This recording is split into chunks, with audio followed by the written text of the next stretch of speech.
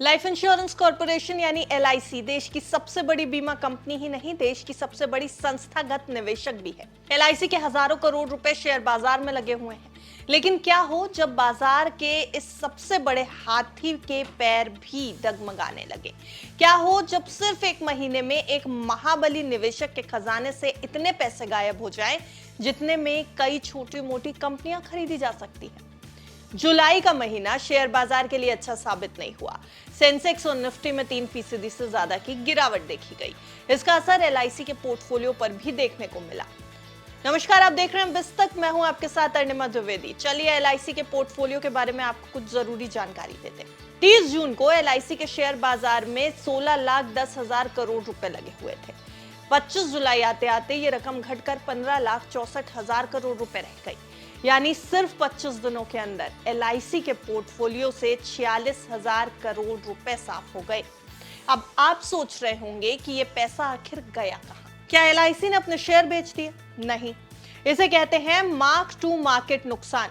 इसका सीधा सा मतलब है कि एलआईसी ने जिन 322 कंपनियों में निवेश किया है, उनके शेयरों की कीमत गिर गई। जब शेयर की कीमत गिरती है तो आपके पोर्टफोलियो की वैल्यू भी अपने आप कम हो जाती है, भले ही आपने एक भी शेयर ना बेचा हो। जब भी कोई बड़ा नुकसान होता है तो सवाल उठता है कि इसका जिम्मेदार कौन है। एलआईसी का सबसे ज्यादा नुकसान रिलायंस इंडस्ट्रीज में हुआ। रिलायंस का शेयर जुलाई में 7% से ज्यादा टूटा है। जब रिलायंस के शेयर गिरे तो एलआईसी के पूरे पोर्टफोलियो पर असर हुआ। एलआईसी का सबसे ज्यादा निवेश रिलायंस इंडस्ट्रीज में ही किया हुआ था। रिलायंस में एलआईसी के 1,30,000 करोड़ रुपए लगे हुए हैं।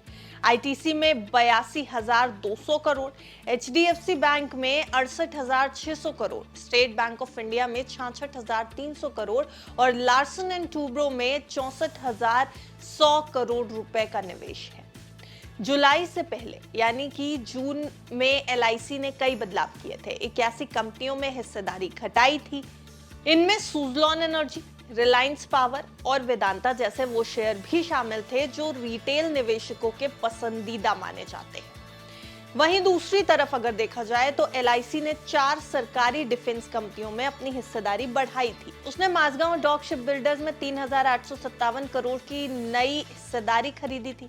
ये रणनीति बाजार में हो रहे सेक्टोरल बदलावों को ध्यान में रखते हुए की गई थी। एलआईसी को 86,000 करोड़ का नुकसान एलआईसी की बैलेंस शीट पर यह सिर्फ एक आंकड़ा नहीं है, यह हमें बाजार की बड़ी तस्वीर दिखा रहा है। एलआईसी देश का सबसे बड़ा घरेलू संस्थागत निवेशक है। इसका मतलब है कि भारतीय बाजार की सेहत का सबसे बड़ा थर्मोमीटर यही है। अगर एलआईसी को नुकसान हो रहा है तो इसका मतलब है कि बाजार की तबीयत ठीक नहीं है। यह हमें बताता है कि बाजार के उतार चढ़ाव का असर कितने बड़े पैमाने पर हो सकता है। और जब बाजार गिरता है तो सिर्फ छोटे निवेशक ही नहीं बल्कि एलआईसी जैसे महाबली खिलाड़ी भी उसकी चपेट में आते हैं। जुलाई 2025 में एलआईसी को भले ही झटका लगा हो, लेकिन ये सिर्फ शॉर्ट टर्म उतार चढ़ाव है। इसे घबराने की जरूरत नहीं बल्कि समझने की जरूरत है कि बड़ी कंपनियां कैसे बाजार के हिसाब से अपनी रणनीति को बदलती हैं।